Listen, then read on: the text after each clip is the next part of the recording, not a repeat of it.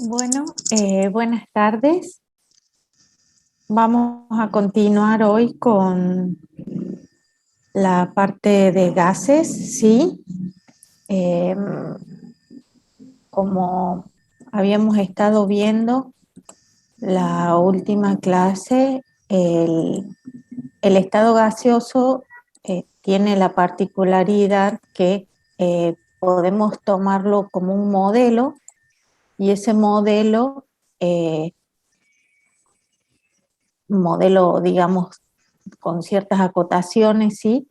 Permite hablar de que un gas tiene un comportamiento ideal, ya vamos a ver bien cuáles son esas condiciones, y utilizar una ecuación simplificada que relaciona todas las variables que definen el estado de un gas y de esa manera poder hacer cálculos aproximados, ¿sí?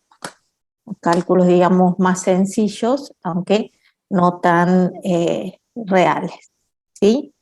Habíamos hablado que el estado de un gas queda definido por su presión, volumen, temperatura y la cantidad de materia, que en general se define como los moles del gas, ¿sí? Además, el, en la relación, digamos, entre las diferentes variables, siempre tenemos que tener en cuenta que estamos considerando dos de ellas para ver cómo se relacionan entre sí y el resto permanece constante. Habíamos quedado nosotros en la relación entre el volumen y la temperatura, que eran directamente proporcionales, porque habíamos dicho que a medida que aumenta la temperatura, para mantener la presión constante, las moléculas del gas ocupan cada vez mayor cantidad eh, de espacio. ¿Por qué? Porque tienen mayor energía, chocan más veces contra las paredes del recipiente y para que la presión se mantenga constante tienen que ocupar un volumen de recipiente mayor, ¿sí? Con esto también era recordarles que la presión de un gas queda definida por la cantidad de veces o de choques, digamos, o fuerza que ejercen las moléculas al chocar contra las paredes del recipiente que lo contienen y dividido el área, digamos, de todo ese recipiente, ¿sí? Así que la presión de un gas es proporcional al número de choques de las moléculas contra las paredes del recipiente.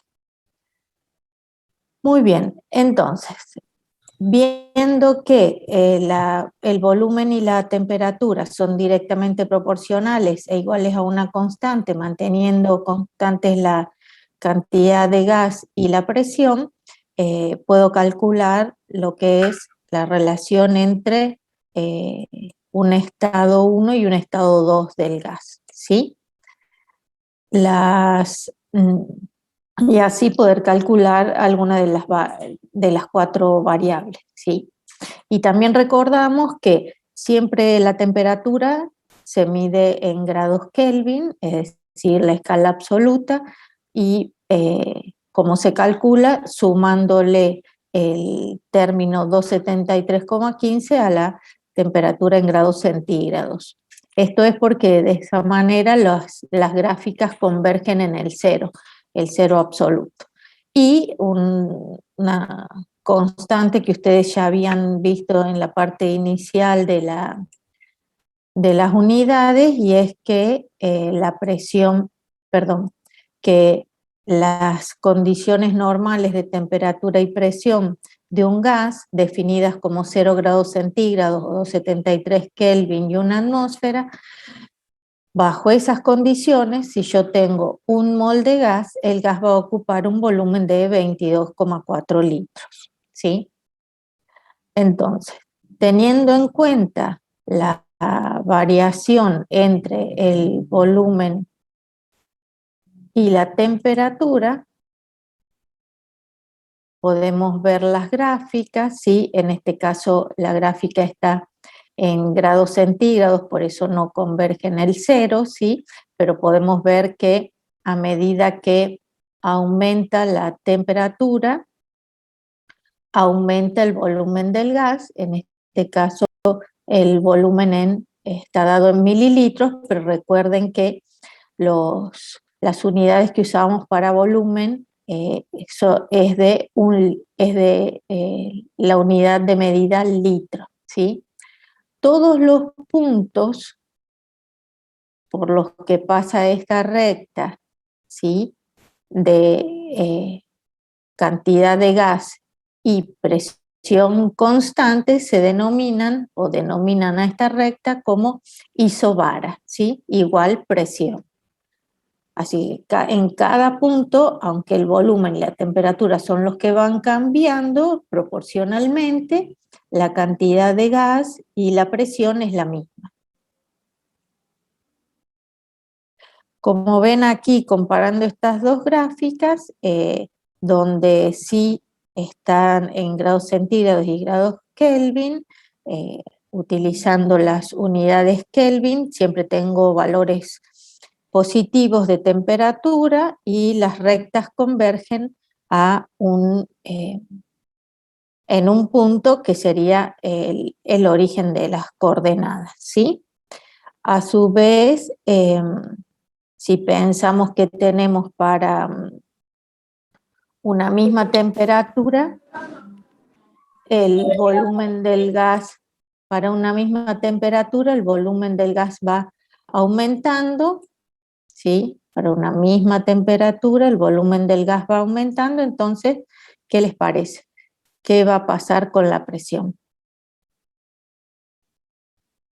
Si el volumen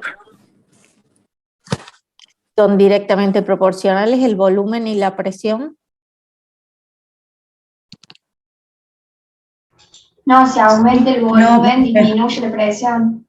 Exacto, si aumenta el volumen, disminuye la presión, porque deben pensarlo como que el gas se encuentra en un espacio mayor, entonces la presión que se define como los choques de las partículas del gas, ya sean moléculas o átomos, contra las paredes del recipiente, cuando mayor es el volumen, menos van a chocar contra las paredes del recipiente, entonces menor va a ser la presión. De manera tal que a medida que me voy acercando a ordenadas, en estas rectas al origen, son isobaras de menor presión, ¿sí? En este sentido, la presión disminuye. Muy bien. Y nos quedaba tener en cuenta el volumen con la cantidad de materia, es decir, a una misma presión y temperatura. La ley de Avogadro dice que son directamente proporcionales, ¿sí? Entonces, a temperatura y presión constantes, el volumen es proporcional a la cantidad de materia. Si yo quiero mantener la temperatura y la presión, a medida que tengo más gas, para que siga la misma temperatura y la misma presión, ese gas va a ocupar un volumen mayor. Y recordar de nuevo la constante de los 22,4 o 22,414 litros que ocupan un mol del gas a 0 grados centígrados o 273 Kelvin y una atmósfera, que una constante también hallada por Avogadro. Cuando los gases reaccionan entre sí, ¿se acuerdan que nosotros geométricamente hablábamos de moles de sustancia? Puedo decir en este caso que el hidrógeno reacciona con el nitrógeno para dar amoníaco, y las relaciones estequiométricas podían ser moléculas, moles y volúmenes de gas, ¿sí? En este caso, también masa, por supuesto. La relación entre 3 moles de hidrógeno y 1 mol de nitrógeno me daba 2 moles de amoníaco. Y lo mismo ocurre en la relación de volúmenes. Son 3 volúmenes de hidrógeno más 1 de nitrógeno, que me dan 2 volúmenes de amoníaco, ¿sí?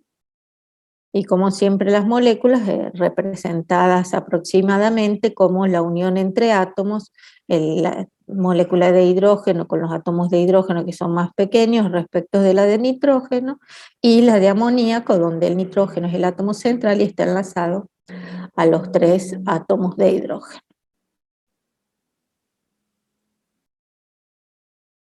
Con las leyes que vimos hasta ahora que relacionan a cada una de las variables con otra, manteniendo el resto constante, se pueden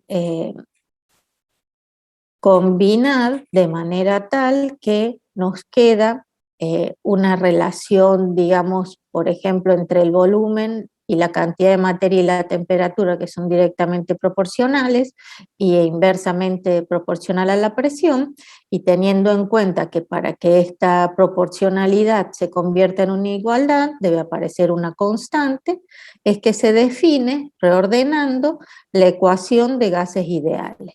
La ecuación de gases ideales que justamente relaciona las 4 variables o los 4 parámetros que definen el estado de un gas: presión, volumen, número de moles en función que sería la cantidad de materia, y la temperatura. Presión en atmósferas, volumen en litros, masa en moles y temperatura en grados Kelvin, porque de este modo la igualdad se cumple cuando aparece una constante de proporcionalidad, que sería la constante universal de los gases, y esta constante universal de los gases adopta un valor definido y unidades definidas. Entonces, el valor y las unidades están directamente relacionados, ¿sí? ¿Por qué? Porque si está en atmósferas, litros por mol grado Kelvin, el valor de R, constante universal de los gases, es 0,082, utilizamos hasta acá más o menos el valor, no hace falta que recuerden todos los dígitos, ¿sí? Y cuando utilizamos otras unidades, como pueden ser los metros cúbicos por pascal, que me darían directamente los joules por mol Kelvin, el valor que adopta la constante por la conversión de unidades, ¿sí? Que esta la vamos a utilizar cuando estemos en la unidad de termodinámica y representemos a la constante en unidades de energía, 8,314 joules por mol Kelvin. Muy bien. A su vez, ¿sí? La fórmula es la ecuación de estado de los gases ideales. P por B igual a nRT es la ecuación de estado de los gases ideales. Esta ecuación de estado me permite definir el estado de un gas a través de la relación entre todas sus variables, la relación matemática entre todas sus variables, y una constante que es la constante universal de los gases. Por supuesto que decimos que un gas ideal tiene un volumen de 22,4 litros. Cuando uno dice que un gas ideal en condiciones normales de temperatura y presión tiene un volumen de 22,4 litros, se refiere a que tiene un comportamiento específico ese gas, y es que las fuerzas de interacción son despreciables y los volúmenes de las partículas que conforman el gas, ya sea moléculas o átomos, son despreciables respecto de todo el volumen que ocupa el gas, porque las partículas están muy alejadas unas de otras. Si yo mido realmente cuál es el volumen de un gas en esas condiciones, me da un valor aproximado al 22,4, ¿sí? Y ya vamos a ver justamente por qué se debe, y es que nosotros estamos hablando de un modelo de gas que tiene una teoría cinético-molecular que lo sustenta, y que con eso facilitamos los cálculos, pero los gases en realidad no tienen comportamiento ideal, sino que tienen comportamiento real, ¿sí?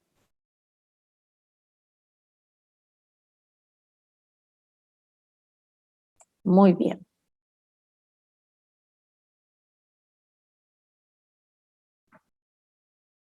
Como lo veníamos haciendo cuando relacionábamos dos variables de un gas manteniendo el resto constante, esta ecuación de gases ideales, ¿sí?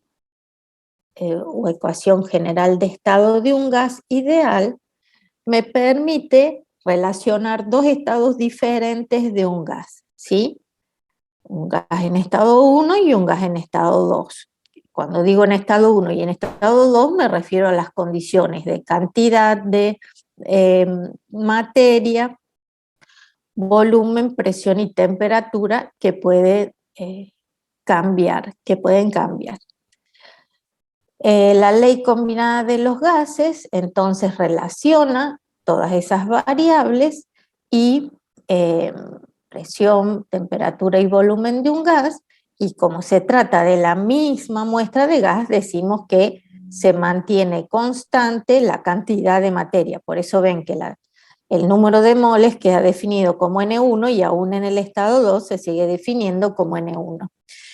Para un mismo gas, para una misma muestra de gas, en diferentes condiciones de presión, volumen y temperatura, puedo igualar ambas ecuaciones y calcular alguna de las incógnitas. Como verán, esto es una relación sencilla y que permite hacer un cálculo de cualquiera de las variables que sea desconocida.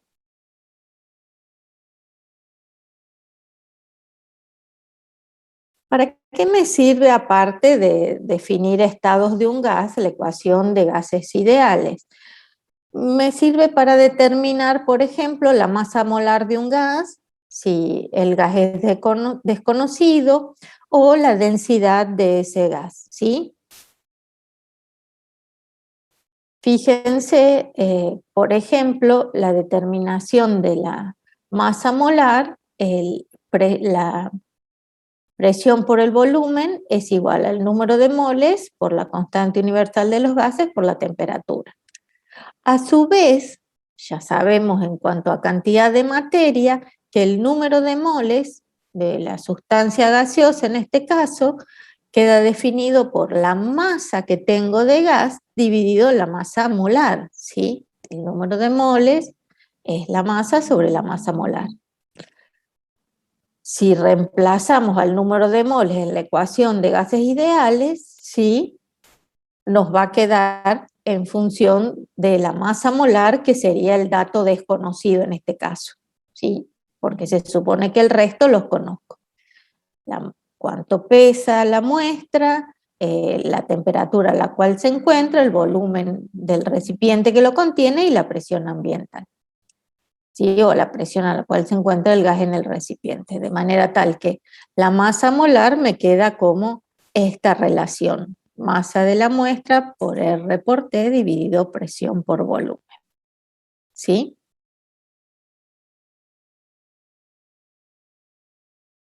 Muy bien. Para la ecuación de gases ideales también es útil para la determinación de la densidad de un gas, ¿sí? En este caso,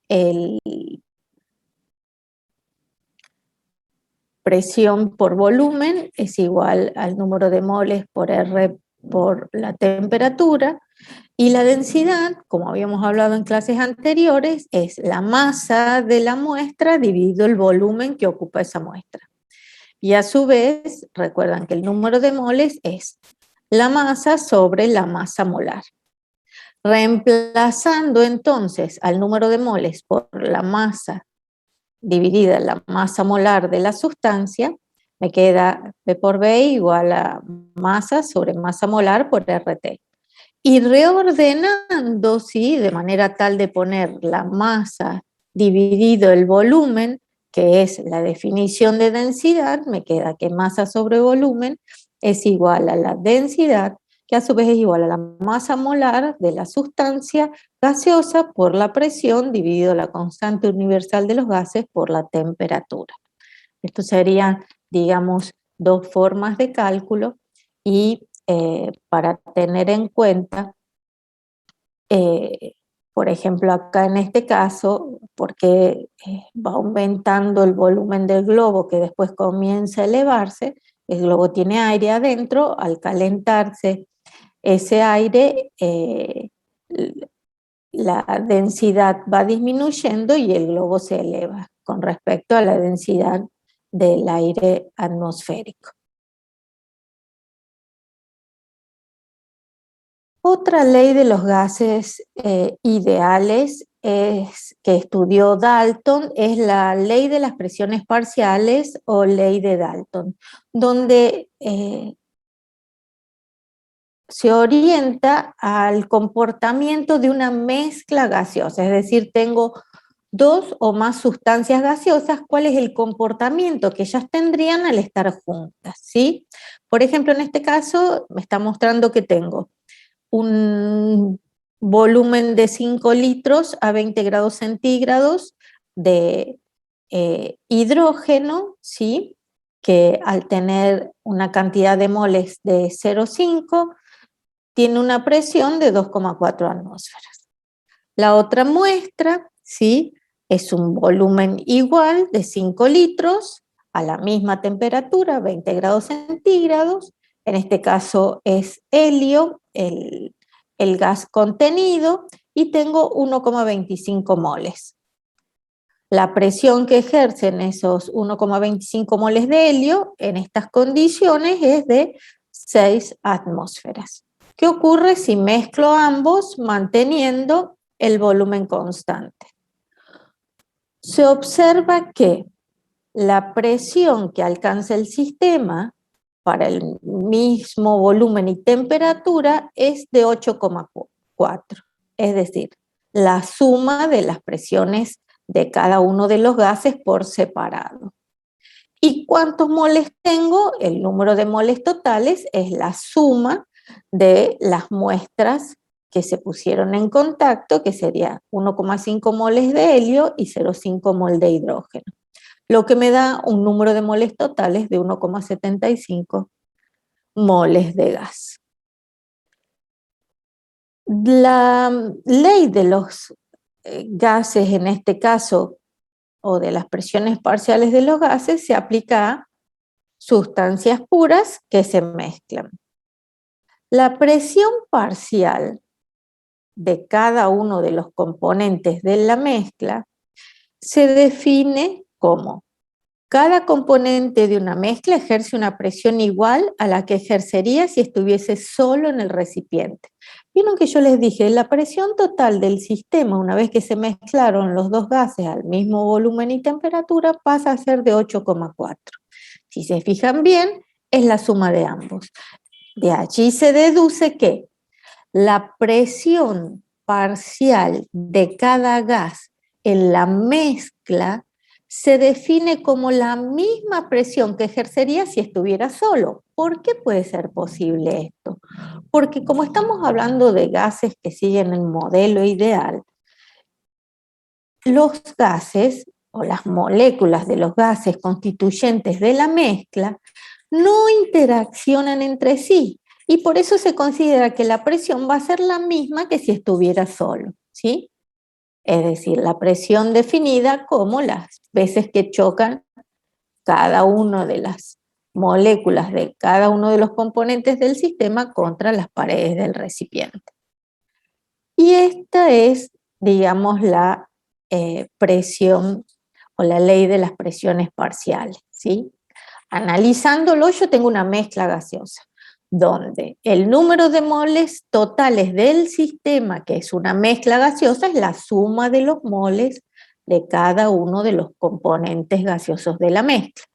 La presión total que ejercen sigue la misma forma de la ecuación de los gases ideales, nada más que ahora son varios gases y queda definida como la presión total del sistema igual al número total de moles gaseosos por R por T sobre B. La temperatura y el volumen es a la que se encuentra la mezcla, ¿sí?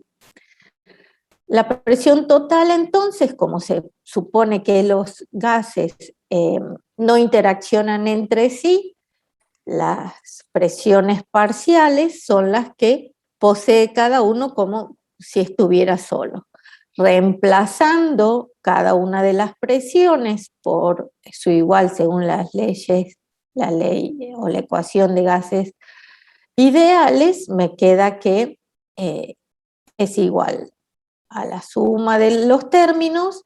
Como vemos, RT sobre B es constante, entonces me queda como un factor común de la suma de los moles de la mezcla, que sería justamente los números de moles totales. Había una mano levantada, no sé si alguien quiere preguntar algo. No, profe, la levanté sin querer. No hay problema. Gracias. Entonces, si estos gases, que aunque están mezclados no interaccionan entre sí, definen la presión total del sistema como la suma de las presiones parciales de cada uno de los componentes del gas. La presión total entonces es la sumatoria de los moles por el factor P por B sobre RT. Esta es la ecuación que debemos utilizar para el cálculo de una mezcla gaseosa.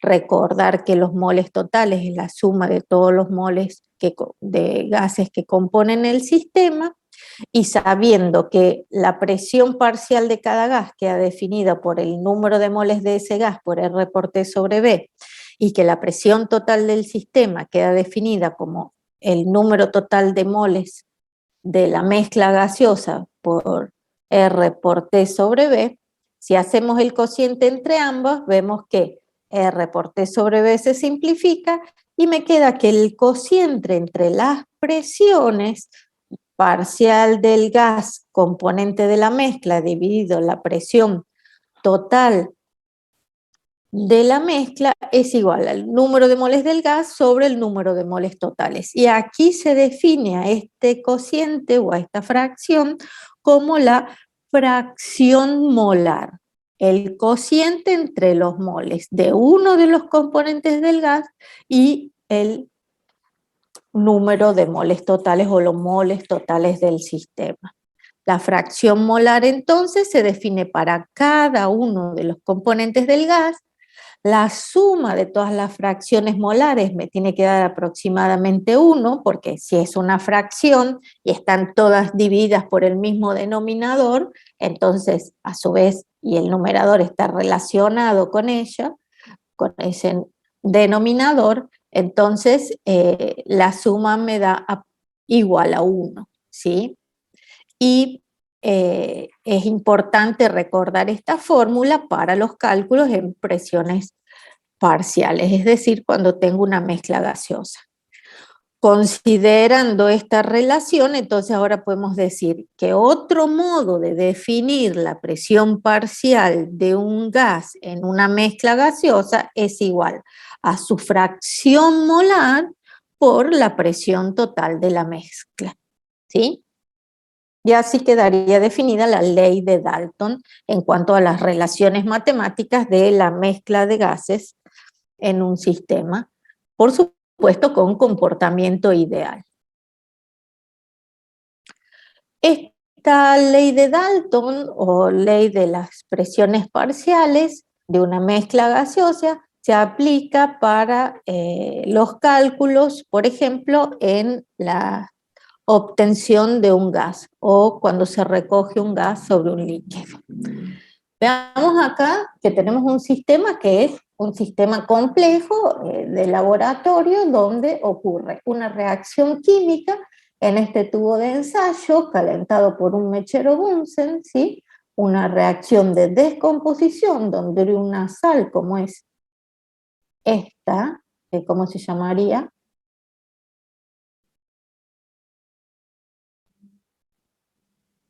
¿Cuál es el nombre de estos componentes? Clorato de potasio, muy bien, que me da por descomposición térmica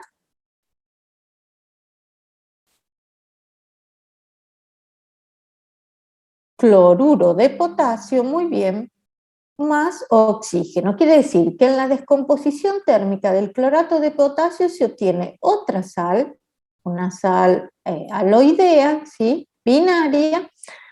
Esa oxosal me da una sal aloidea binaria y un gas, el gas oxígeno, es decir, sería un modo de obtener gas oxígeno. Pero ¿cómo recojo, cómo recupero ese gas oxígeno para que no se pierda en el ambiente? El reactor, que sería el tubo de ensayo en este caso, tiene, a su vez del tubo de ensayo, tiene una tapa y esta está conectada por un tubo, ¿sí?, a un recipiente invertido que es completo de agua, ¿sí? ¿Se acuerdan que se equilibran las dos presiones? Yo completo con agua este beaker y lo invierto y lo pongo en otro recipiente más grande, también con agua, lo que hace es que se establezca un equilibrio entre ambos, ¿sí? Y así el gas que se va produciendo, que va pasando las burbujas, el gas oxígeno por el agua líquida, empieza a ocupar parte del recipiente invertido y va desplazando el agua. Cuando va desplazando el agua al pasar las burbujas por el líquido, arrastran moléculas de agua. Y lo que obtenemos acá justamente es una mezcla gaseosa. ¿Por qué? Porque tenemos el oxígeno producido en la reacción y moléculas de agua que han sido arrastradas por el gas. Se dice que tenemos el gas oxígeno húmedo. Y la presión total de este sistema gaseoso es justamente la presión de oxígeno, si estuviera seco y solo, más la presión de vapor de agua. Y como les comentaba también, cuando veíamos propiedades de los líquidos, esa presión se encuentra tabulada para diferentes temperaturas. Entonces, para saber, por ejemplo, cuánto oxígeno se obtiene y cuánto reactivo debí poner para esa cantidad de oxígeno obtenido, tenemos que considerar que los cálculos los debo hacer a través de la presión de oxígeno seco. Y para ello, a la presión total del sistema le debo restar la presión de vapor de agua, que la leo según la tabla y la temperatura en que se encuentra. ¿Cómo sé a qué presión está y cuál es la temperatura? En este sistema debo colocar un termómetro que me va a decir la temperatura del agua y voy a considerar que el gas se encuentra a la misma temperatura. Y la presión es la presión ambiental. ¿Por qué? Porque este nivel de líquido está en equilibrio con el nivel del líquido del recipiente mayor, ¿sí? Entonces, solemos tener un medidor de presión en el laboratorio para leer cuál es la presión ambiental, ¿sí? ¿Querían hacer una pregunta? Sí, profe, disculpe. Sí. Usted dijo recién que para obtener el oxígeno, para saber cuánto oxígeno quiero obtener, tengo que utilizar esa presión, esa fórmula de presión, ¿no? Sí. También se podría utilizar una ecuación de rendimiento, ponele, que es lo que vimos en la unidad 1 de estequiometría y eso, para este caso puntual. Sí, sí, pero por ejemplo, sí. A ver, pensemos que vos no sabés cuánto cuánto clorato de potasio pusiste. Y lo único que tenés es la medida experimental del volumen de la mezcla gaseosa, el volumen de la mezcla gaseosa y el dato de temperatura y presión que los medís experimentalmente también, ¿sí? Entonces, de ese modo, ¿vos qué podés calcular? Podés calcular la cantidad de oxígeno producido. Porque si vos no sabés de cuánto reactivo partiste, no vas a saber cuánto oxígeno produciste. Calculando los moles de oxígeno producido a partir de la presión parcial de oxígeno a través de P por B igual en RT, vos sabés cuánto oxígeno obtuviste y podés saber cuánto carbonato pusiste, por ejemplo. Es decir, yo estoy hablando de cálculos cuando vos en realidad no sabes de cuánto partiste, pero vos experimentalmente podés medir cuánto obtuviste de producto, en este caso del producto gaseoso. ¿Se entiende? Sí, sí, profe, gracias. Y por supuesto que una vez que vos sabés cuántos moles de oxígeno produciste, el problema pasa a ser de estequiometría, es decir, si estequiométricamente 2 moles de clorato de potasio te dan 3 de oxígeno, a partir de los que vos produciste, ¿cuánto clorato tenés que poner? ¿Sí? Muy bien. Ok, profe. Bueno. Yo quería aclarar una cosa con Sí. respecto a eso. Sí, La sí. estequiometría, que nosotros les insistimos tanto de que la manejen bien, cómo trabajar con estequiometría, lo van a hacer, por ejemplo, en ejercicios como este, van a aplicar estequiometría, en ejercicios de soluciones van a aplicar estequiometría, en ejercicios de gases van a aplicar estequiometría, manejando otros datos y calculando, digamos, trabajando otras variables, pero la base de estequiometría es la misma. Por eso es muy importante que no le queden dudas con respecto a cómo trabajar con estequiometría. Perfecto. Sí, sí, porque es como que ahora se empiezan a combinar los ejercicios y van a tener resolución cuantitativa de ejercicios que van a tener en cuenta soluciones, gases y estequiometría. Por ejemplo, antes solo veían problemas de estequiometría. A medida que vamos avanzando en las diferentes unidades, entonces se van agregando temas. Y es muy común tener reacciones donde intervengan gases, ¿sí? Muy bien. Tanto que venimos hablando de este comportamiento ideal de los gases, es momento ya de definir cuál es la teoría que sustenta este modelo, que es la teoría cinético-molecular de los gases, que ya los veníamos acotando, ¿sí? Bajo qué condiciones esta ecuación de gases ideales era viable para los cálculos. Los gases están formados por un gran número de moléculas que se mueven de modo continuo y aleatorio, ¿sí? Quiere decir que el movimiento es impredecible de esas moléculas.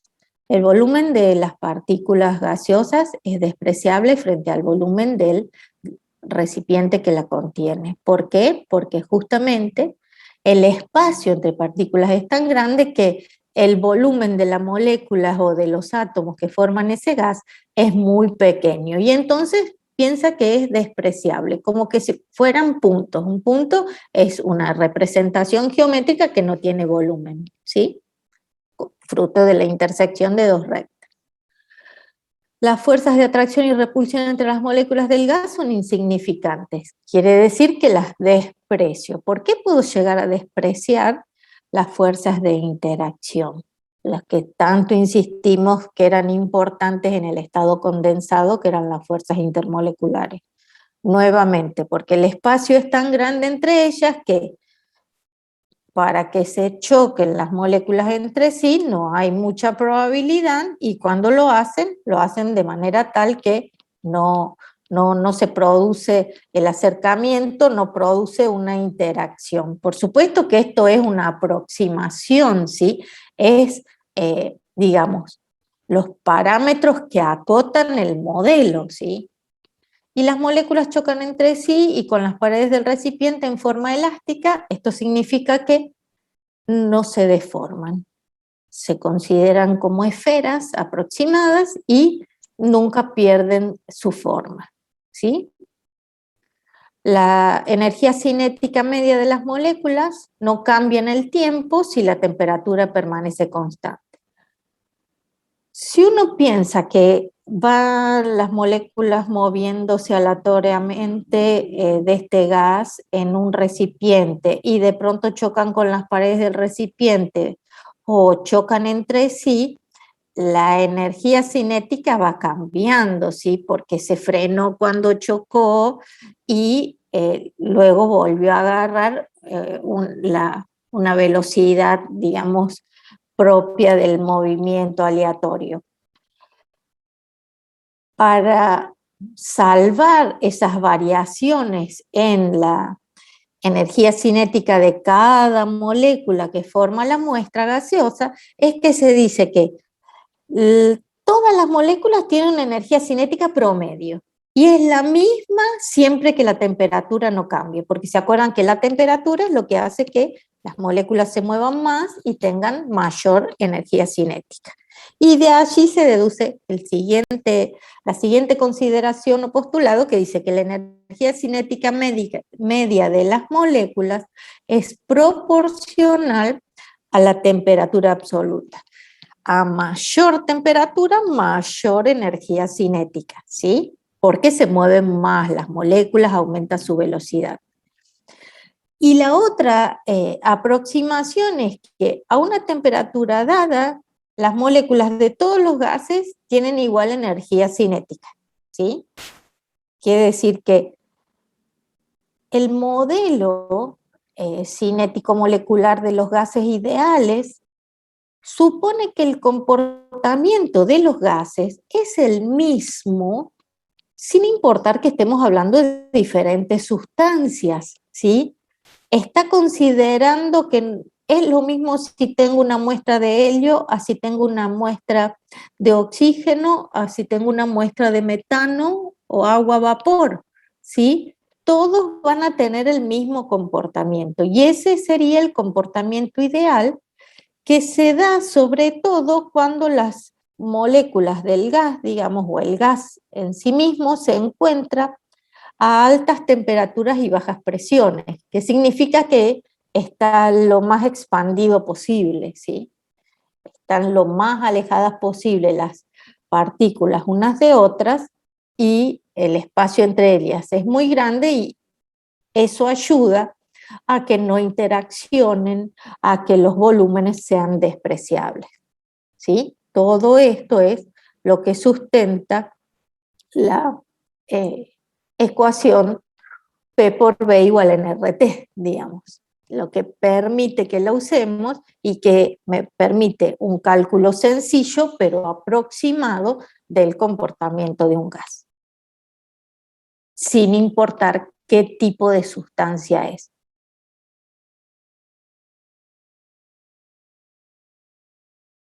Bueno, acá justamente teniendo en cuenta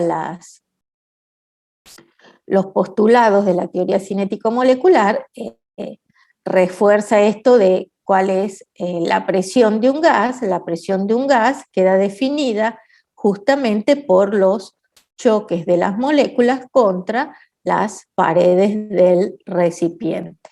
Si tengo mayor masa de gas, voy a tener acá, digamos, está representado como que tengo más moléculas, voy a tener mayor presión, ¿sí?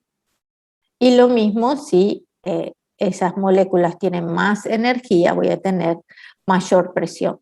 La presión de un gas es causada por los choques de las moléculas del gas con las paredes del recipiente que lo contiene. La temperatura está relacionada con la energía cinética media de las moléculas, se deduce justamente de lo que acabamos de ver de los postulados, y la magnitud depende tanto de la frecuencia como de la fuerza con que las moléculas chocan en las paredes del recipiente. En general, entonces... Perdón, Nancy, ¿sí? se ve cortada la parte de abajo, pero creo que solo es el que dice velocidad molecular y para un mol de Sí, cualquier sustancia, no otra cosa. sí, es eso. Para que no A tengas que ver, moverlo por lo que tenés un gráfico. bueno, a ver, no sé por las dudas.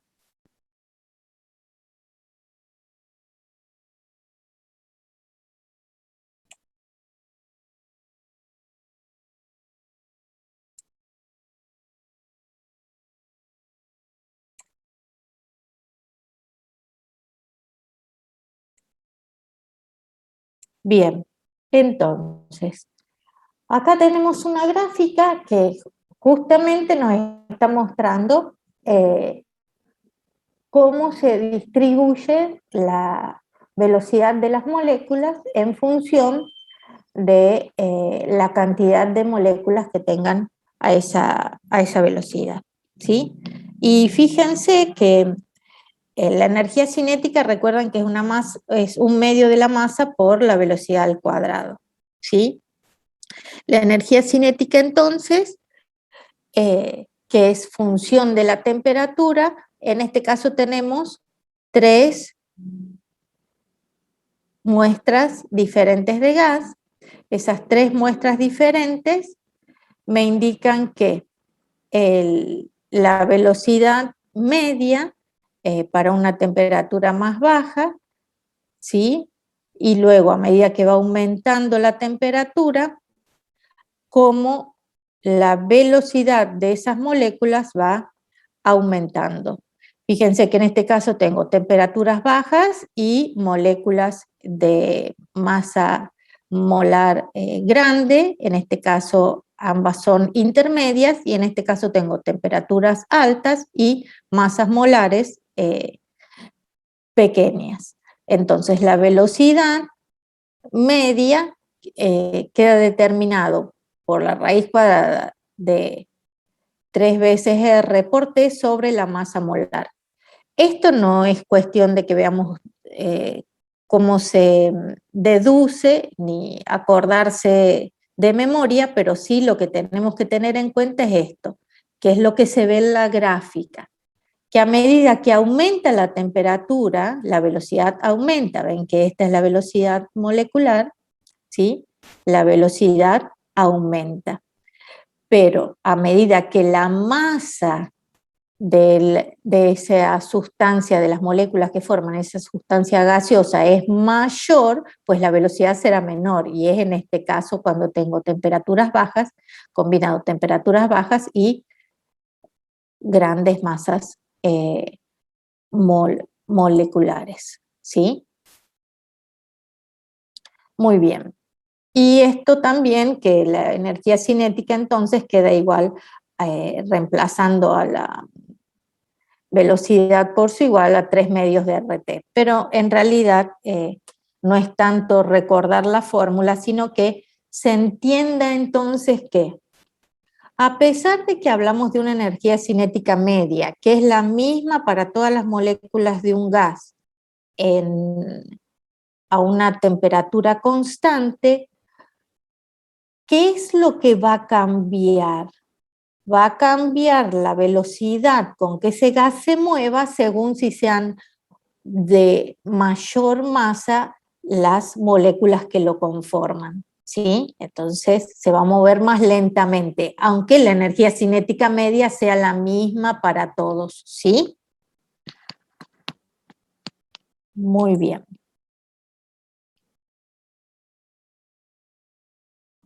Profe, ¿Sí? ¿podría volver a explicar un poquito lo de la diapositiva anterior a la que cambió? Sí. Lo de teoría cinética molecular de los gases, la parte última, cuando habla de la... Esa es Habla la de... parte última, a partir de la energía cinética de las moléculas y por qué, digamos, cómo se relaciona con el componente del gas. Bien. Lo que uno tiene que pensar es que las moléculas que forman el gas están en continuo movimiento.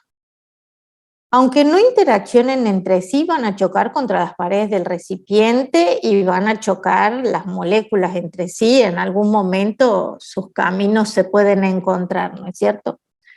Entonces, ¿vos qué pensás? Que esas moléculas que se van moviendo todo el tiempo, cambia de dirección su movimiento porque chocó contra otra o con las paredes del recipiente. Y entonces, ¿qué pasó? La velocidad no es siempre la misma, ¿sí? La velocidad va cambiando y la energía cinética va cambiando porque es un medio de la masa por la velocidad al cuadrado. Así se define, porque es una energía de movimiento.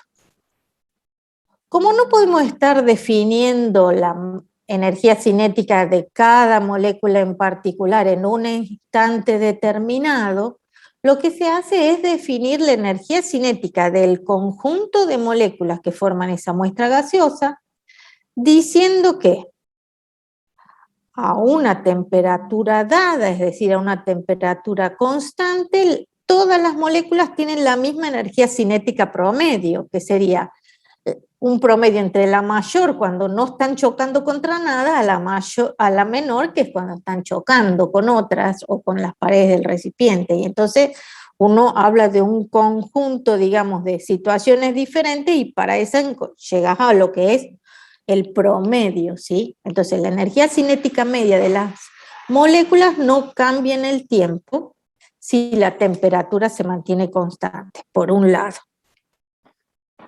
Con esto estamos diciendo que la energía cinética y la temperatura están relacionadas entre sí. ¿De qué manera? De la manera en que cuando aumenta la temperatura, aumenta la energía cinética. ¿Por qué? Porque las moléculas se mueven más, chocan más, ¿sí? Entonces aumenta la temperatura, aumenta la energía cinética, aumenta esa velocidad de movimiento, ¿sí? Porque un medio de la masa sigue siendo una constante. Y a una temperatura dada, las moléculas de todos los gases tienen igual energía cinética, te está diciendo que no importa el tipo de sustancia, la molécula las moléculas de cualquier gas tienen la misma energía, ¿sí? Entonces, bajo estas condiciones, que son las que propone la teoría cinético-molecular, que es la que sustenta que puedas usar la ecuación P por B igual a nRT, se hacen diferentes análisis, como por ejemplo, ante más moléculas, mayor presión, la presión definida como las veces que las moléculas chocan con las paredes del recipiente, ¿sí? Y un análisis que sí te permite diferenciar, aunque todas tengan la misma energía cinética, tres muestras diferentes de gases, ¿sí? ¿Por qué? Porque te dice que son muestras, no solo que están a diferentes temperaturas, sino que cambian la masa molar o la masa molecular, ¿sí? Al cambiar esa masa molar, entonces vos ves que hay más cantidad de moléculas que tienen menor velocidad cuando son de mayor masa molar, y hay más moléculas a mayor velocidad cuando tienen menor masa molar. Entonces, a pesar de que vos decís que todas tienen la misma energía cinética, va a variar justamente según el tipo de gas que estás analizando, ¿sí? No sé si con eso te ayuda un poco y es a lo que estaba. Y hay una pregunta en el chat que no entiendo, que pregunta ¿qué se relaciona con el calor? Perdón. Claro, el calor, el aumento con la definición de temperatura. calor. No, porque me preguntan, está relacionado con la definición de calor, pero no entiendo qué cosa, si la energía o se está haciendo referencia a la temperatura.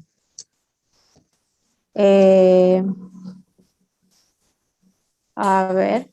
Párate que ahí aclaro. No, el calor no es la aparentemente, energía molecular media, parecido a energía cinética, no. digamos, lo que puedo decir es que la temperatura a la que se encuentra un sistema gaseoso, si ésta aumenta, puede decir que estoy transfiriendo una forma de energía del medio ambiente a la muestra gaseosa, que es a través de calor, ¿sí? Si aumenta la temperatura de la muestra es porque le estoy dando calor. Ese calor se traduce en un aumento de la energía cinética, pensando que esa energía cinética es energía de movimiento. La energía de movimiento puede ser de traslación, de vibración, viste que en los sólidos un aumento de temperatura produce una mayor vibración de las moléculas, pero en este caso, amén de la vibración y rotación de las moléculas, lo que,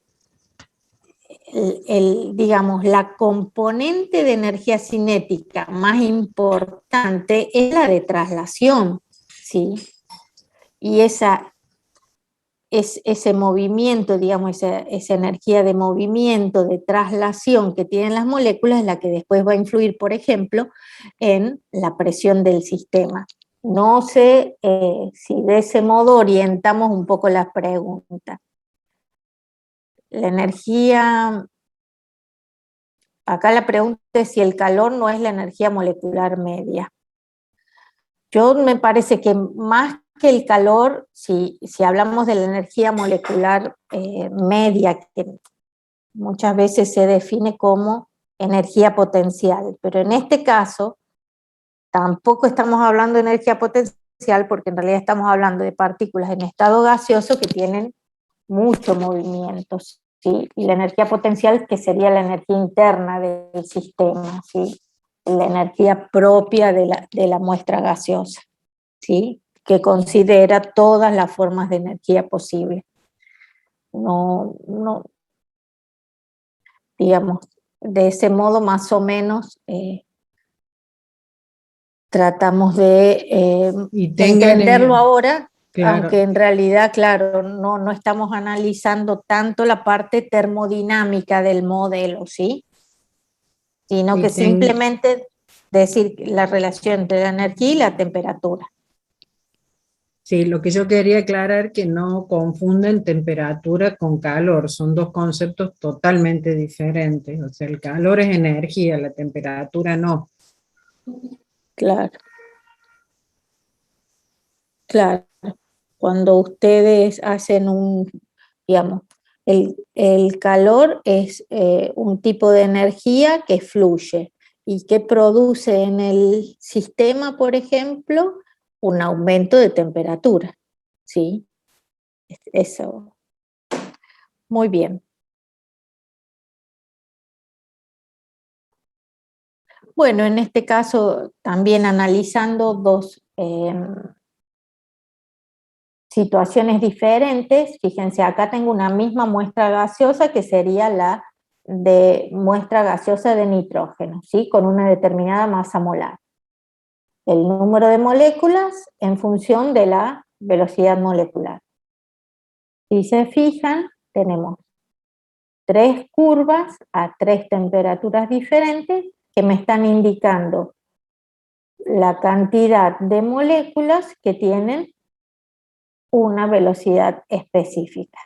Y vemos que para una misma sustancia, justamente la mayor temperatura es cuando presentan la mayor velocidad, ¿sí? Entonces las velocidades de las moléculas de nitrógeno a 3 temperaturas diferentes.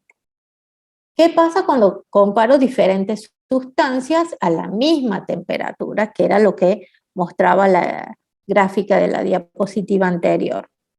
Tengo cloro, nitrógeno y helio.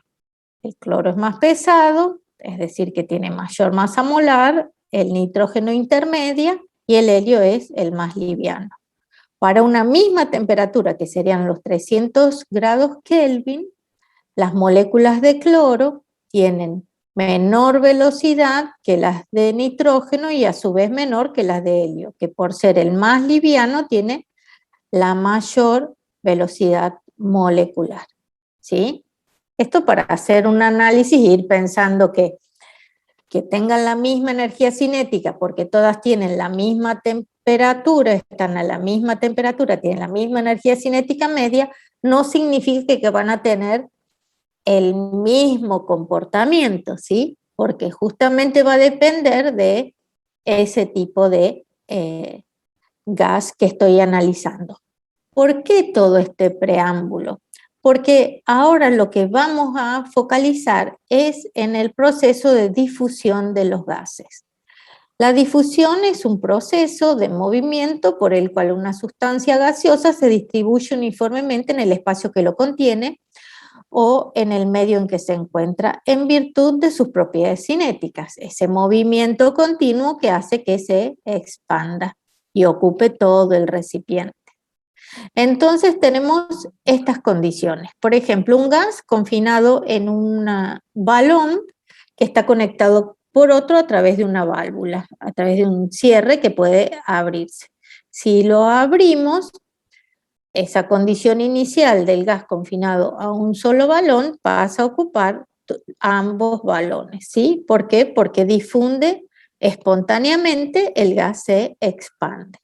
Si, por ejemplo, tuviera dos balones con diferente gas, separados por una válvula, inicialmente no están mezclados, pero si abrimos la válvula, luego de un cierto tiempo, los dos gases diferentes se mezclan uniformemente porque justamente expanden, se difunden, ¿sí? Y aquí lo que quiere mostrar es que si tenemos ácido clorhídrico, ¿sí?, que concentrado, entonces se van, digamos, las moléculas del líquido van pasando a la fase de vapor, y el amoníaco sabemos que es un gas, es cuando se encuentran en el medio, reaccionan dando cloruro de amonio. En este caso no es una mezcla, sino que sería una reacción química que se produce entre ambas especies, ¿sí? Y hay otro proceso que también tiene que ver con el movimiento de los gases, y es el proceso de efusión. Es un proceso por el cual un gas escapa del recipiente que lo contiene cuando éste tiene una fisura o un orificio pequeño. Entonces, fíjense que tengo un gas en un recipiente, se produce una fisura y lo que hace es el gas, que se encuentra a una presión mayor, funde porque lo hace hacia el espacio donde la presión es menor, ¿sí? Lo mismo en este caso, fíjense que es un orificio, ¿sí?, no una fisura, y las partículas que forman el gas, cuando en continuo movimiento logran en alguno de esos movimientos pasar hacia la otra parte del recipiente a través del orificio. Estos procesos de difusión y efusión de un gas fueron estudiados por Graham, de lo cual se dedujo la ley de Graham, que en cierta medida tiene que ver con lo que veníamos viendo recién.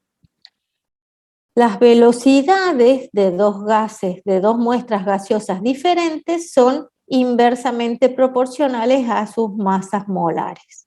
Y en este sentido se puede producir la separación de dos gases diferentes por medio del proceso de efusión. Aquí vemos una mezcla gaseosa, los gases están representados por moléculas que tienen diferentes formas y que están separados por, digamos, o están confinados a través de una pared permeable. Es permeable, quiere decir que tiene tamaño suficiente de poros como para que las moléculas del gas pasen a través de ella.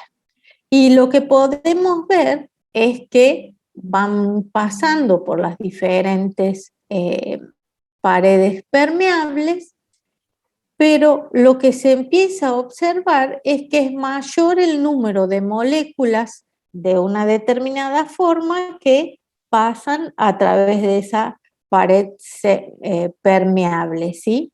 Y es justamente que funden con mayor velocidad las moléculas que tienen menor masa, ¿sí? Aunque todas tengan la misma energía cinética, tienen mayor velocidad las que tienen menor masa, y de ese modo pasan más rápido las paredes permeables y se logran separar del otro componente de la mezcla gaseosa, donde las partículas gaseosas representadas por esferas se definen como las moléculas de mayor masa, ¿sí?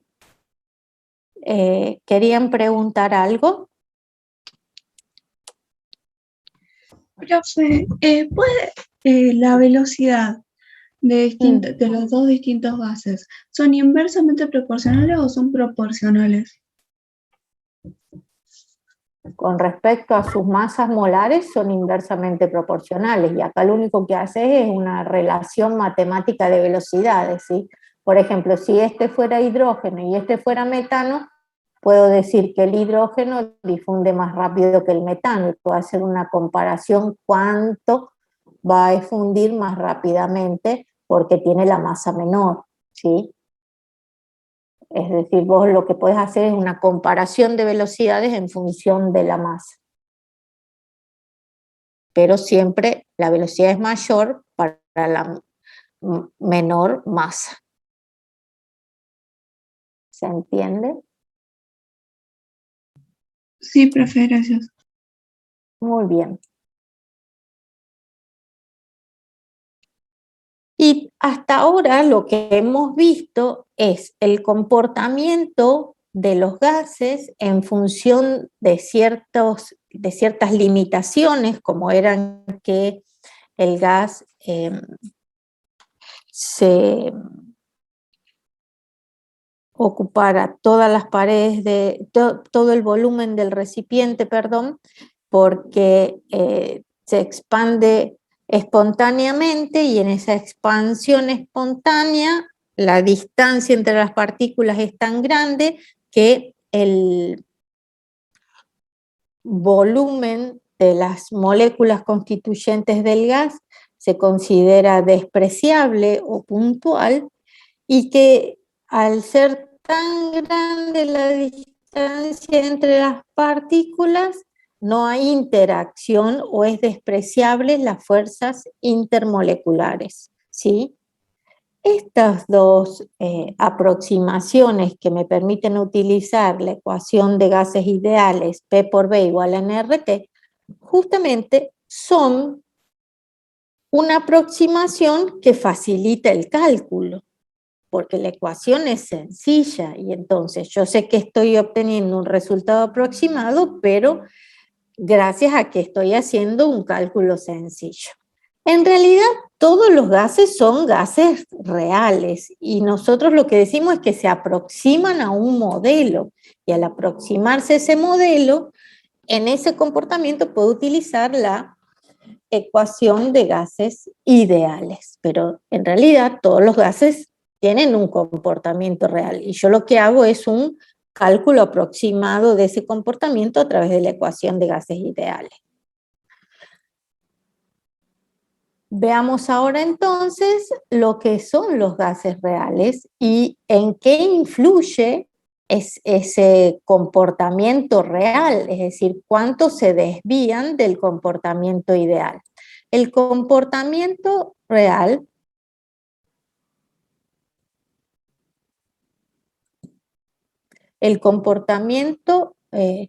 real de los gases, ¿sí?,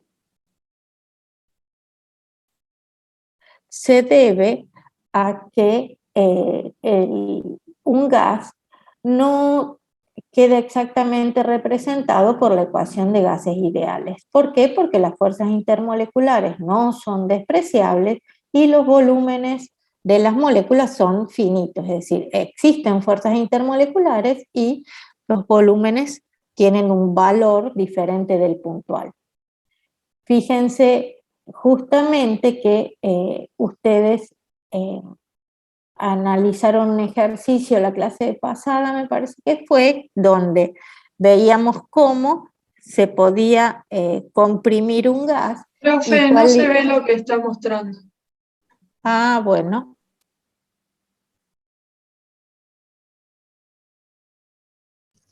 Yo sí lo veía, Nancy. Pues es que tenía ahora sí lo ven todos, ¿no es cierto? Se había puesto en amarillo. Yo sí lo veo. Está bien. ¿Y ahora todos lo ven? Sí, yo sí lo veo, profe. Perfecto, perfecto. No sé si he tocado algo. Entonces, no sé qué es lo que veían ustedes o no veían nada. Yo lo vi en todo momento, pero no sé.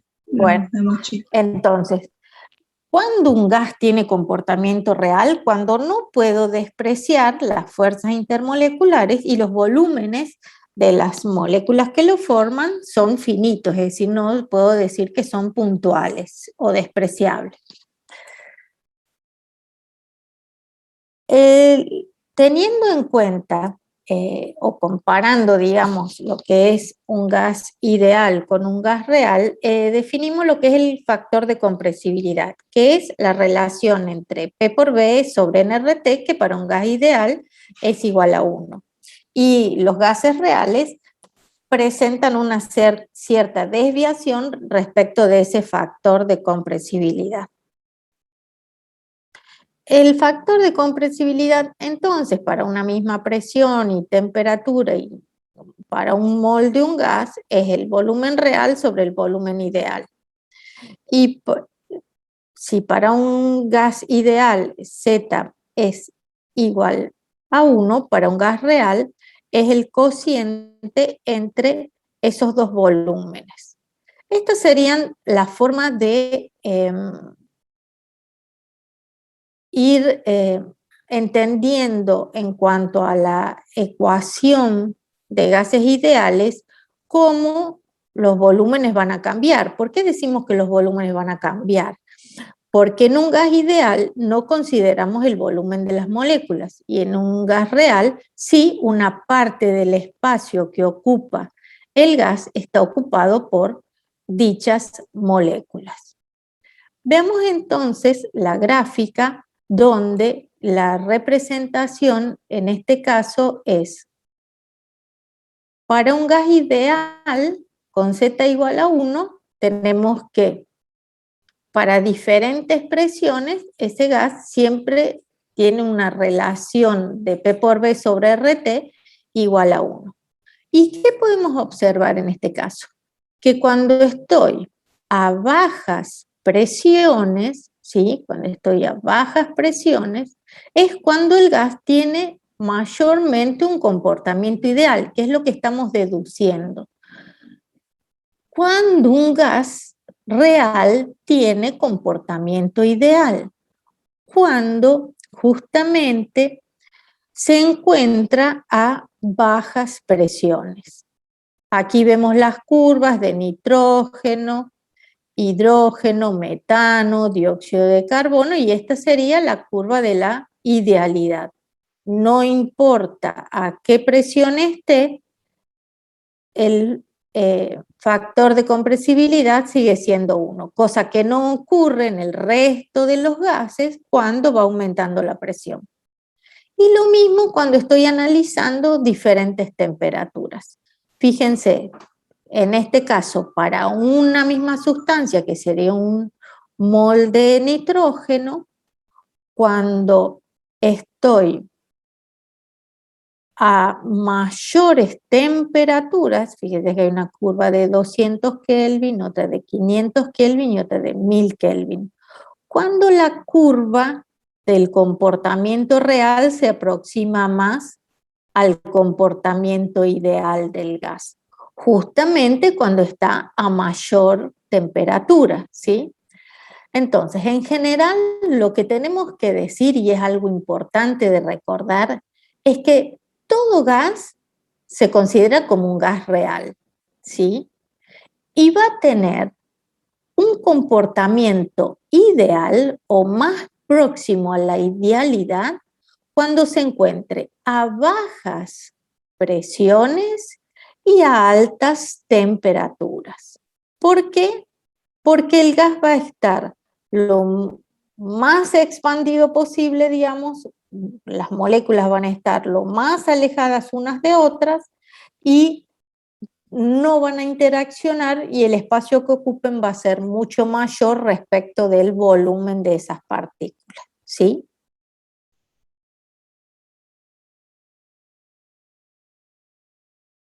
¿Cómo Profe, ¿Sí? en la diapositiva anterior, cuando yo tenía Z igual al volumen real sobre el volumen ideal no consideramos el volumen de la molécula, pero en el real consideramos una parte. ¿Por qué consideramos una parte? ¿Una parte o un aporte? No te entendí a qué quieres decir. Una Acá, parte porque del ahora, volumen. y ahora lo vas a ver acá, mira. Ah. Este sería el volumen que ocupa el gas, pero una parte de ese volumen son las mismas moléculas del gas. Entonces el volumen del real, ¿sí?, es diferente del ideal. ¿En qué? En un término, en este caso, que hace que sea el factor de corrección del tamaño de las moléculas. Este es el volumen que vos observás y este es en realidad el volumen que vos calculás, el volumen ideal. Ese factor de corrección, ¿qué tiene en cuenta? Ahora sí vamos a tener en cuenta el tipo de sustancia. Fíjense que calculadas experimentalmente para diferentes sustancias obtengo diferentes valores de la constante B. Quiere decir que cada sustancia va a tener un factor de corrección dado por el número de moles del gas y la constante propia del gas. Esta constante propia del gas se halla experimentalmente y se llega a la conclusión de que a moléculas más grandes, mayor va a ser el valor numérico de la constante B o constante de corrección del volumen. Fíjense a su vez cuáles son las unidades de B. ¿Por qué? Porque si estamos hablando de volumen, el volumen ideal es el real menos un término dado por el número de moles por la constante de cada gas, entonces este término me tiene que dar en litros. Entonces, como tengo número de moles, la constante tiene que tener unidades litros por mol para que después los moles se simplifiquen y todos los términos sean homogéneos en unidades. Entonces, este término de corrección representa el volumen finito ocupado por los n moles de gas, ¿sí? No sé si eso va contestando a tu pregunta y si había alguna otra pregunta que quisieran hacer, que antes había una mano levantada. Quiere decir que... En el chat no hay nada. Perfecto, gracias. Quiere decir entonces que ahora sí, para un gas real, estoy teniendo en cuenta el tipo de sustancia y estoy corrigiendo un parámetro que es el volumen a través de la constante B, la constante de corrección. A su vez, teníamos que tener en cuenta, ¿sí? Entonces, ¿cada sustancia tiene distinto volumen finito o qué es lo que varía? Además de la Claro, constante. tiene distinto volumen finito y ese distinto volumen finito cambia el volumen que ocupa el gas. ¿Sí? Es eso. ¿Sí? Sí, profe, gracias. Entonces, por eso también cuando nosotros vimos los valores de un mol de un gas, el volumen que ocupaba a las mismas condiciones y que decíamos que si eran condiciones normales de temperatura y presión debía ser un volumen constante de 22,4 litros y en realidad si vos medías si era hidrógeno tenía un volumen y variaba poco, pero variaba, bueno, eso tiene que ver con el tipo de sustancia. Y en cuanto a la presión, ¿sí?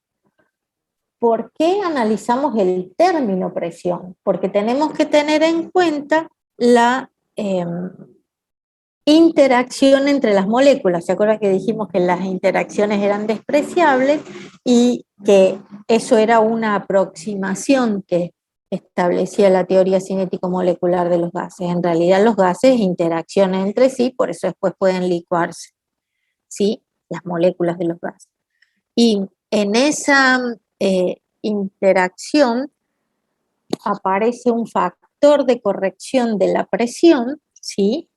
ya que la presión ideal resulta más grande que la presión real, ¿sí? Y en ese factor de corrección aparece la otra constante que es función del tipo de gas, que es la constante A de corrección de la presión.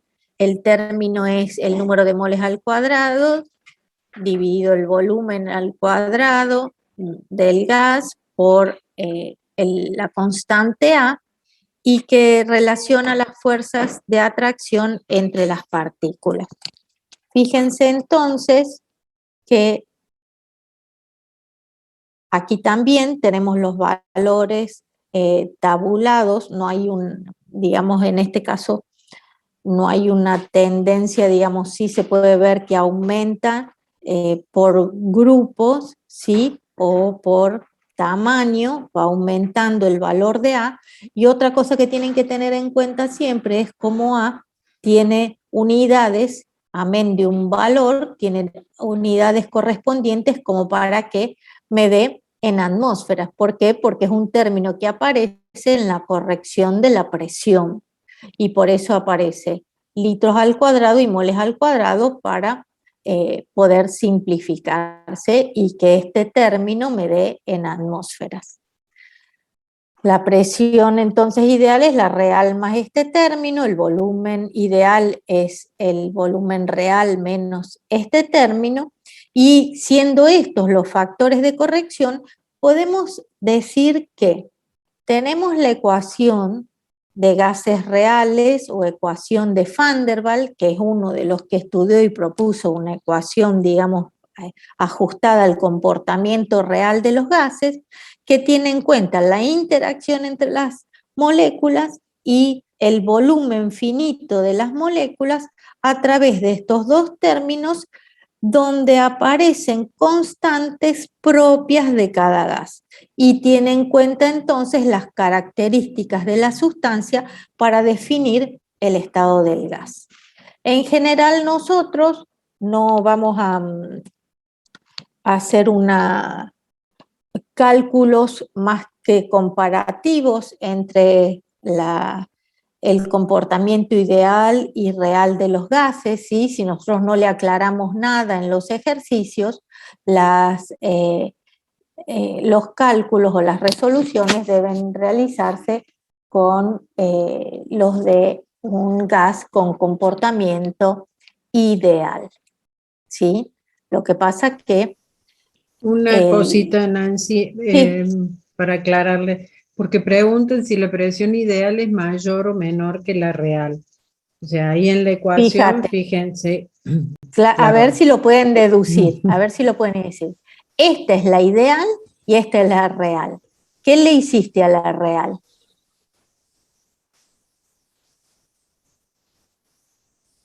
Le aumentaste, exacto, para obtener la ideal, ¿sí? Entonces la presión ideal es mayor que la real, ¿sí? O la real es menor que la ideal, esa es la cuestión.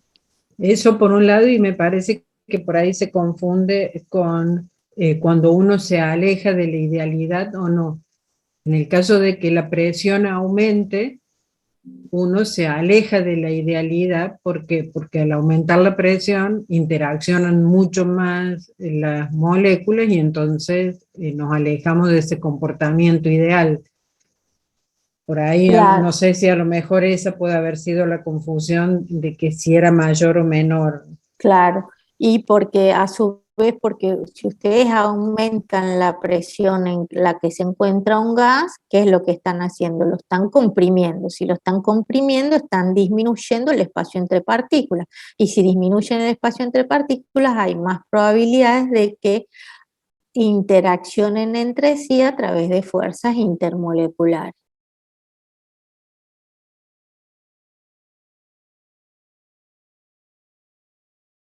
Bien, ¿alguna otra pregunta? En el chat no. Bueno, con esto yo estaría terminando con lo que es el estado gaseoso. No sé, Mónica, si vale la pena que comiences con el estado sólido. O si Podría empezar a lo mejor con diagrama de fases, que es más claro, que es cortito. lo que lleva menos tiempo. Claro. Sí, me parece bien. Dale. Ahí se están quejando que es demasiado info. Sí. Pero esto, bueno, no, es esto van a unir ver que el no diagrama tiene de mucho fase, de nuevo. claro, es algo unir que lo ustedes que ya fuimos saben. viendo. Si me dejas para que pueda compartir pantalla. Ah, creí que ya estabas de co-host.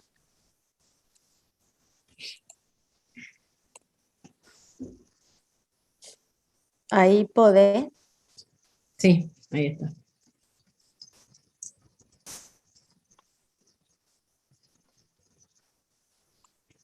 Ahora vamos a ver esto para no seguir con más información, simplemente es como trabajando juntos todo lo que hemos visto hasta ahora. Nosotros estuvimos viendo, Nancy les dio líquidos y gases. Bueno, ahora lo que vamos a ver es qué sucede cuando vamos cambiando de estado. ¿Qué pasa si nosotros nos encontramos en el estado gaseoso y disminuimos la temperatura? Que es lo que Nancy recién les estaba diciendo, que si yo disminuyo la temperatura, la energía cinética de las moléculas cada vez va a ser menor y entonces va a haber mayor interacción entre las moléculas y vamos a tener un cambio de estado, pasaríamos al estado líquido. Si seguimos disminuyendo la temperatura, más van a interaccionar moléculas entre sí, menor se van a mover y pasaríamos al estado sólido. Obviamente el proceso inverso, si yo voy aumentando la temperatura y me encuentro en el estado sólido, ¿qué sería? Al aumentar la temperatura, las moléculas comienzan a vibrar cada vez más hasta que llega un momento en que se empiezan a romper esos enlaces entre las moléculas o entre los iones, dependiendo qué compuesto sea. Entonces pasaríamos del sólido al líquido. Si seguimos aumentando la temperatura, sigue aumentando la energía cinética de las moléculas y pasaríamos al estado gaseoso. Ese mismo proceso lo podemos hacer con variaciones de presión. Si yo aumento la presión del estado gaseoso, le aumento la presión, las moléculas, estoy disminuyendo el espacio entre las moléculas comienzan a interaccionar entre sí y entonces pasaríamos del estado gaseoso al estado líquido y así sucesivamente al estado sólido.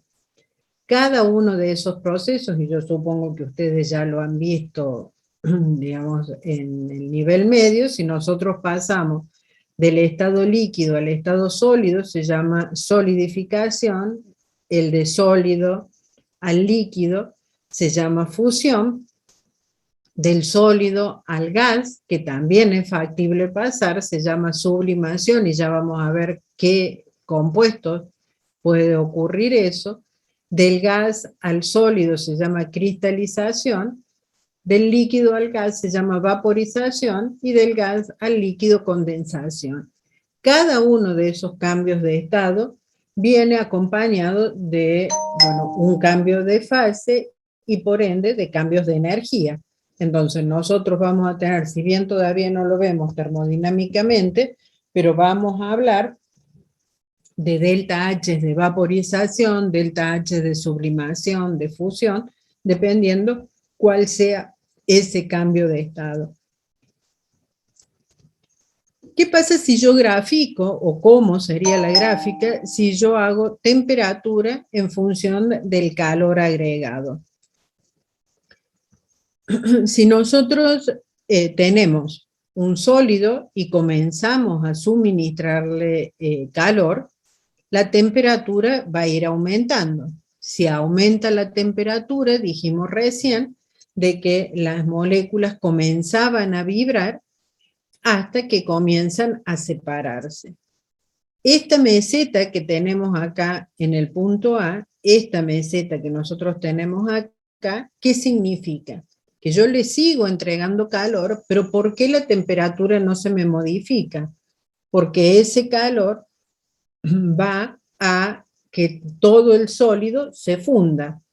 Recién, cuando todo el sólido se funda, voy a comenzar a tener aumento de temperatura nuevamente. Entonces, nosotros arrancamos con un compuesto sólido hasta el punto A, tenemos siempre sólido, que le vamos aumentando, entregando calor, la temperatura aumenta, hasta que en el punto A aparecería la primera gotita líquida. Del punto A este punto, todo ese sólido se va a fundir. Entonces, ese calor que yo le voy entregando no se ve reflejado en un aumento de temperatura, sino que es consumido por ese delta H de fusión para fundir todo ese sólido. En este punto,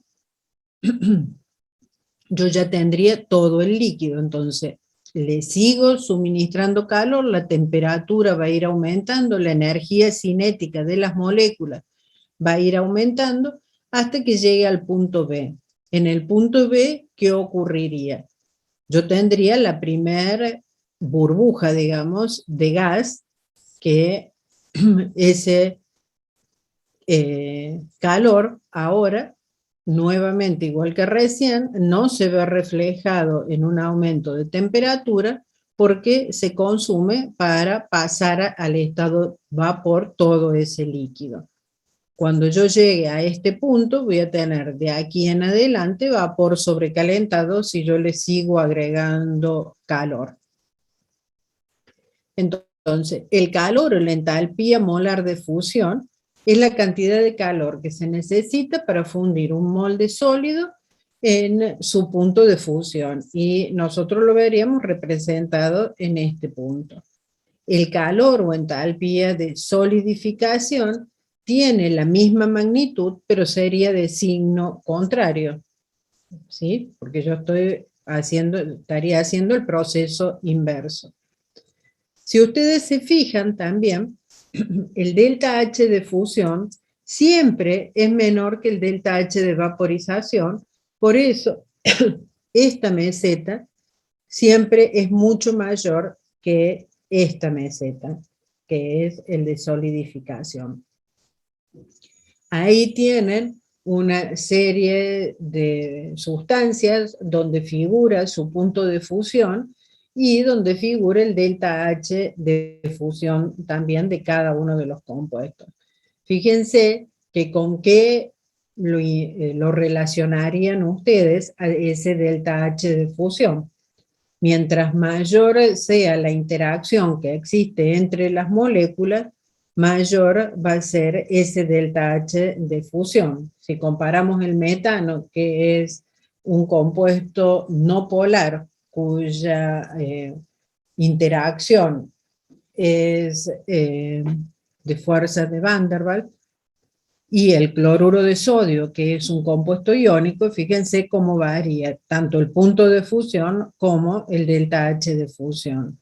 En el caso del aluminio, si bien es una molécula, un átomo, perdón, no polar, pero es un metal, entonces la interacción también es alta.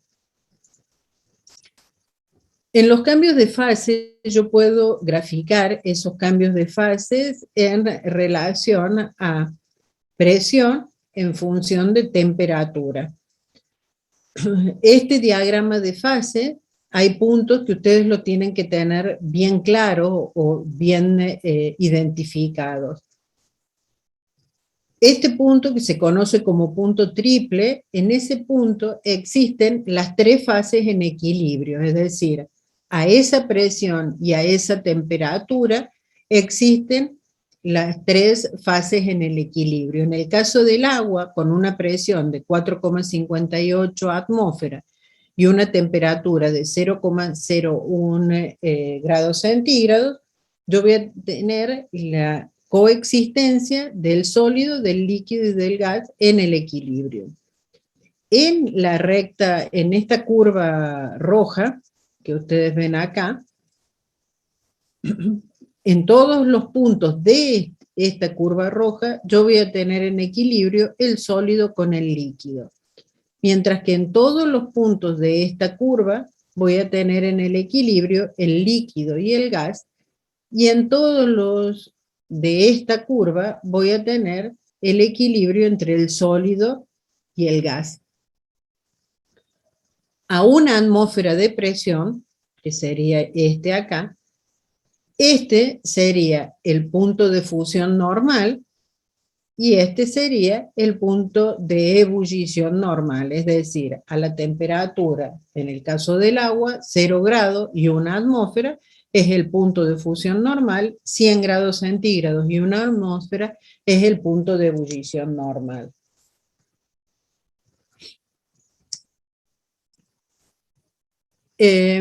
Si ustedes se fijan, en este caso ocurre la curva que es con pendiente diferente, la pendiente entre el equilibrio del sólido y el líquido, entre el agua, por ejemplo, y el dióxido de carbono. Eso se debe a, en el caso del agua, el puente hidrógeno y la interacción que existe. Entonces, la energía que yo necesito suministrarle en ese caso es mayor que la que tendría que suministrarle en el caso del dióxido de carbono. El punto triple, bueno, el significado de todos los casos es lo mismo, con la única diferencia, fíjense acá, que yo a presión de una atmósfera y menos 78 grados centígrados o mucho menos temperatura, el dióxido de carbono pasa directamente del estado sólido al estado líquido. El dióxido de carbono es lo que normalmente se suele utilizar para hacer el humo en las confiterías y demás, es justamente pasar del estado sólido al estado gaseoso, el dióxido de carbono o el hielo seco, como se lo conoce.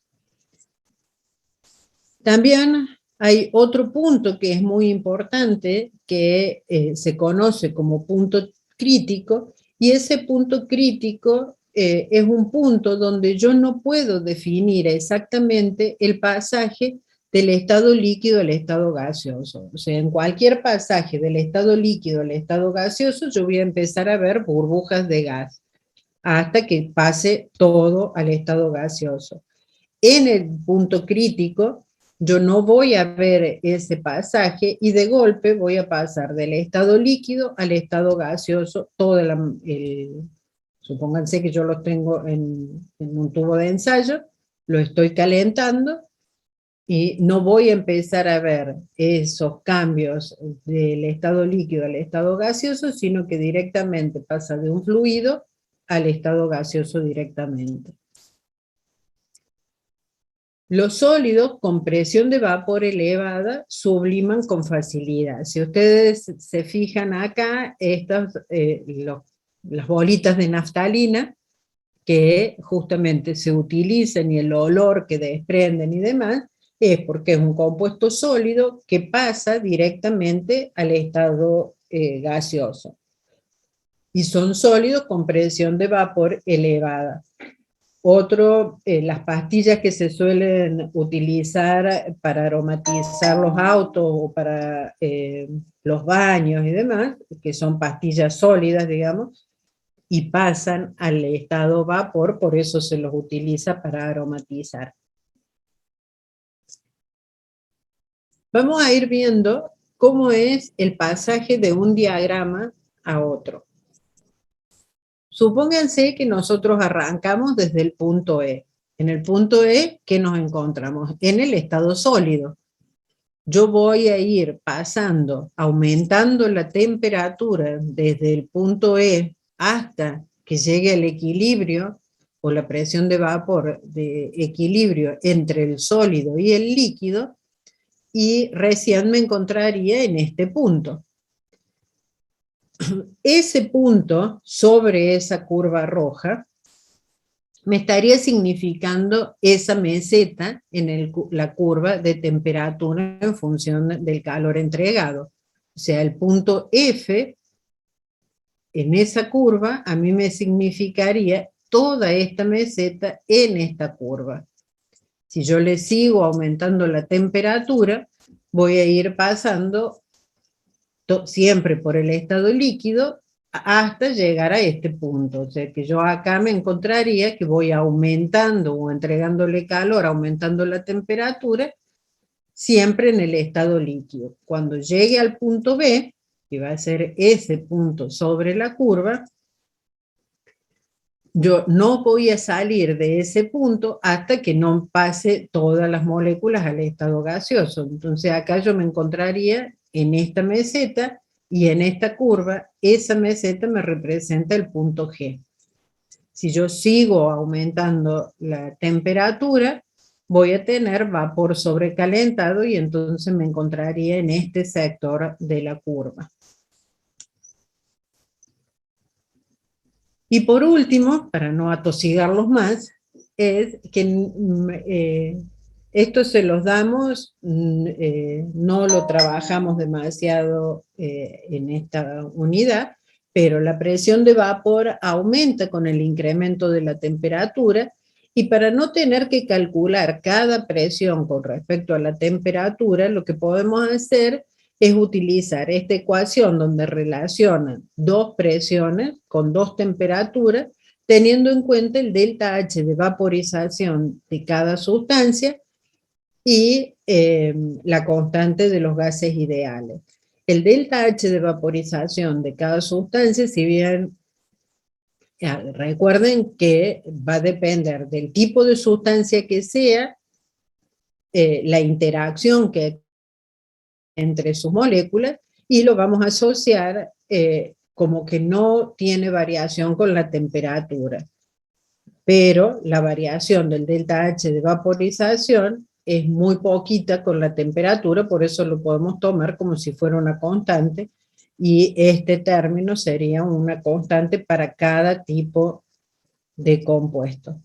Entonces, de esa manera nosotros no es necesario que conozcamos directamente presiones y temperaturas en dos estados diferentes, sino que los podemos calcular conociendo el delta H de vaporización de esa sustancia. Bueno, con eso, vieron que no era tanto, con eso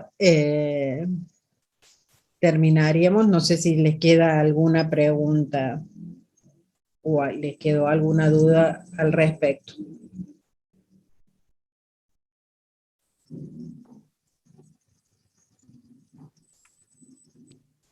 No hay preguntas en el chat. Bueno, y no tienen duda. Yo les quiero hacer un comentario. A mí me preocupa un poquito de que a las clases de consulta no venga nadie, y que no, o vengan 2 o 3, y que son los mismos que participan siempre en clase.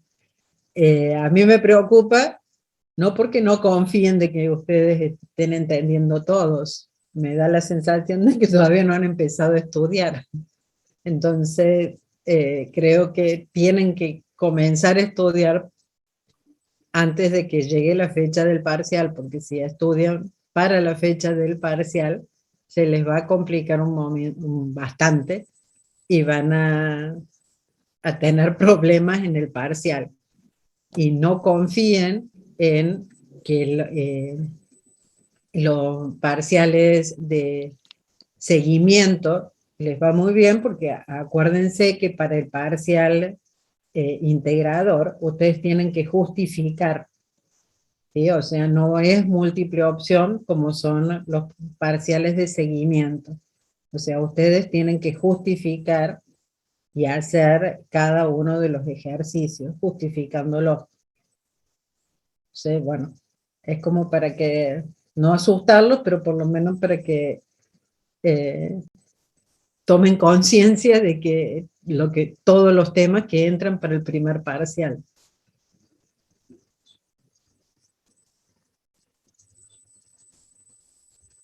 ¿Se han quedado todos mudos? Sí, los has dejado No, mudos, sí, Mónica. Les has hecho una bofetada de realidad. Yo lo que quería decir es que ciertamente han quedado impactados, Impactados, acá sí. dice su compañero. Es real lo que les está diciendo, acostumbren a hacer bien los cálculos, aunque sea después de que terminan la evaluación formativa. Si ustedes hacen los cálculos rápidos y desprolijos, después hagan bien los cálculos, porque recuerden que después eso es lo que ustedes van a tener que presentar en el parcial como documentación probatoria, ¿sí? Y que recordarles... Profe, se me había cortado. Sí. Y recordarles, pero estamos hablando nada más de que tienen que estudiar mucho.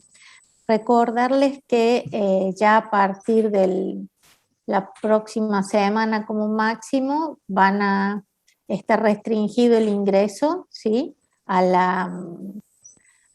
Zoom si no están registrados con su mail institucional. Lo digo porque veo alguno que otro que aparece como invitado. Si aparece como invitado es porque no está registrado con el mail institucional, ¿sí? No, los ejercicios, pregunta Agostina, si hay que subirlos en algún momento, los ejercicios resueltos de las evaluaciones formativas, no. No, lo que yo apuntaba con mi comentario era, porque por ahí, supónganse, en la clase de consulta del viernes, yo les había preparado un PowerPoint respondiendo todas las preguntas que habían contestado mal y cuál era el justificativo y haciéndole una devolución de cómo justificar esas preguntas. Los dos chicos, porque solo dos participaron, compañeros de ustedes, los dos habían aprobado las dos evaluaciones, o sea que no eran justamente a los que estaban orientadas esas preguntas. Indudablemente que pueden sacar provecho de esa clase de consulta y ver las respuestas, pero para justificarlo por ahí, es un ejercicio, por eso insistimos en las clases de consulta, porque bueno, dando clases por ahí no se les puede responder todas las preguntas o todas las dudas, y que ustedes vayan haciendo esa ejercitación, o sea, de cada afirmación o de cada duda de lo que van viendo, con sus propias palabras, tratando de usar palabras técnicas, justifiquen. Lamentablemente no tenemos una forma de hacerlo para que nosotros le podamos hacer una devolución de eso, por eso es que apuntábamos a las clases de consulta. Pero es tan poquita la participación que nos asusta, porque en el momento en que lo tengan que justificar o que tengan que hacer el parcial, sentimos de que van a tener problemas. Espero que nos equivoquemos y que realmente lo hagan muy bien.